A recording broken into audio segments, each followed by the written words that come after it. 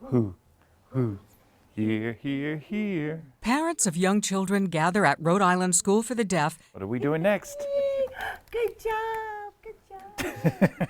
To learn American Sign Language, or ASL, together. A group hug is what this mouse needed. David Maloney is their teacher, being interpreted aloud. This is a sign for I love you.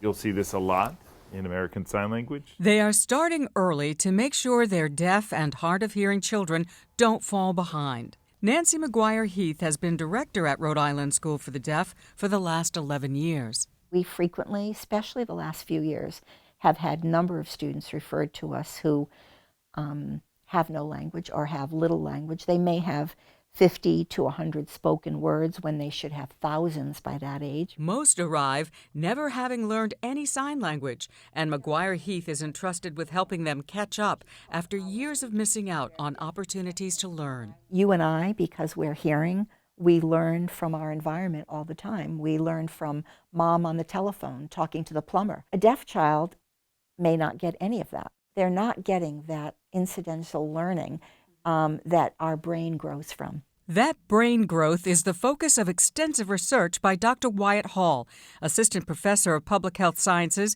at the University of Rochester Medical Center. He says when it comes to language exposure, there's a ticking clock. We've seen a lot of research that there appears to be a critical period or a sensitive period, depending on who you talk with. That period is a time where we are born biologically ready to acquire language. Studies estimate the window lasts from birth to ages 3 to 5. If children can't easily hear people talking or see people signing, they run the risk of developing what's known as language deprivation. Their thinking becomes locked in the concrete. They can keep learning, but they don't do well in the abstract, and they can't keep up. Oh, you're a wolf now? No, I'm a werewolf. Oh, you're a werewolf. Emma White, a social worker in Rhode Island, is dedicated to ensuring her 5-year-old son, Luca, is immersed in language. 1, 2, 3, 4, 5, 6. Okay, you gotta find a green square. No. The first one? The first time. The first time? White found out Luca was profoundly deaf in both ears when he was just 3 weeks old. I'm just thinking, like, is he ever going to be able to hear? Will he ever be able to talk? Am I going to be able to communicate with him? What did you make at Grandma's today? Snowman. How many? 2. 2? Parents of deaf and hard of hearing children are usually given 2 main options. Should we be signing to him? Should we be focusing on spoken language? The advice that I was getting was at times conflicting of what I should do. That's the parents. Good job. The family started off by learning sign language, and then at a year old, Luca received a cochlear implant. Unlike a hearing aid, which amplifies sound, a cochlear implant is surgically connected to the hearing nerve in the brain.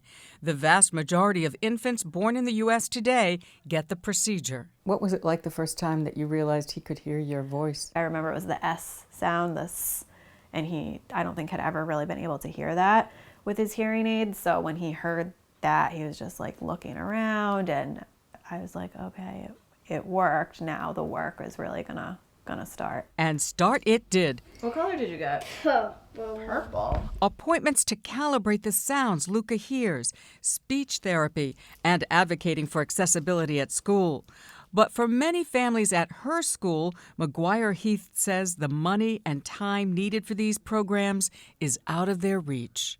The cochlear implant can be a very successful tool if the child can learn from it. What's being left out is that it's not a magic bullet. It becomes a class issue, a socioeconomic class issue. I see many children who are implanted, and parents are very excited about doing that, but they are parents who don't have the means or the ability, even if they have the desire, to do the work to get maximum benefit from that tool. The mouse sliding down the hill. These days, many deaf adults use a combination of sign language and hearing technology. But in our conversation with Dr. Hall, he notes that cochlear implants and ASL are often pitted against one another. Some people think if you learn ASL first, it would somehow harm cochlear implant outcomes. We actually have some research suggesting that signing children can do better with their cochlear implants and have better speaking abilities than non-signing children who are implanted. Does that message seem to be getting out, though? Well, no. There is a very powerful, a very strong structure and system, both medical and education in our country, that strongly support using spoken language only approaches.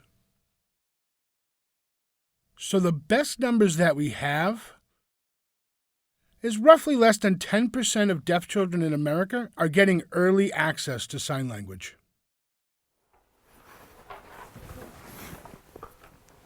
Jesus Flores was not diagnosed as deaf until he was 3 years old. His mother, Marta Gomez, spent years trying to figure out why he wasn't communicating. Doctors told her, if you put a cochlear implant, Jesus can hear. Jesus wanna talk. Or you can leave it there and just do a sign language. Of course, I wanna go to that side where he can talk, he can hear, because all my family can be like good communication with him. Jesus went through 3 surgeries for his cochlear implants. He also went to a specialty school in Rhode Island that exclusively focuses on spoken language. After 7 years at the school, Jesus wasn't showing much progress. And I'm asking for a second opinion. And with the second opinion, they did tell us we got that wrong diagnostic. It turned out Jesus had an auditory nerve problem that the cochlear implant would never have been able to resolve. And how did you feel when you heard that? Oh my God. My whole entire world is like, everything is, I cry a lot. And then when I decide to thinking about something else, and we're talking about School of the Deaf, and that moment. So up until that point, had he had much language development? No, he tried to say words, but basically, I never know if he can fully understand that. So he was living in a pretty silent world for many years. For children who rely solely on cochlear implants, not hearing enough during their formative years can be detrimental. By the time the critical period is over, it's very difficult to go back and fill in the gaps for their language functioning and for their everyday use of language. Jesus didn't start learning ASL until he was 11 years old at Rhode Island School for the Deaf. Social worker Herlani Mejia has been a support for both Gomez and Jesus. So Jesus is the one student who we know he will always support his peers. If there's something going on, we know Jesus knows what's happening because he's so helpful and so kind and compassionate. He's 16, and where would you say he's in school now? What level? Way behind, elementary, like way behind. So he has to work harder. So hard. Dr. Hall says that language deprivation shouldn't happen to any child. We already know how to prevent these problems. You give deaf children sign language. It's completely preventable. I've seen problematic framings that options are framed as or, that you have to pick ASL or English, spoken language. What I've also seen is it does not have to be that way. It can be and. You can have ASL and English. You can give all the options. To prevent that language deprivation, more than 20 states across the country have passed laws to monitor deaf children's language development milestones. Similar bills have been proposed in Rhode Island, but have not passed. Good morning. Good morning. Another group of hearing parents You know, if you've made a snowman with your child, you can explain the buttons. Meet to learn sign language from David Maloney, who is being interpreted aloud. And there's more snow. He sees more snow. He's like, yes, there's more snow. And he's excited. He signs the picture book, The Snowy Day, So Peter was sleeping all night. and teaches key vocabulary to parents. Morning. And then third, sliding. He's walking along and he sees a tree. Looks up and he's poking the tree. Poking it again. So that they can sign bedtime stories to their children. Pete got up. He woke up. He wake up.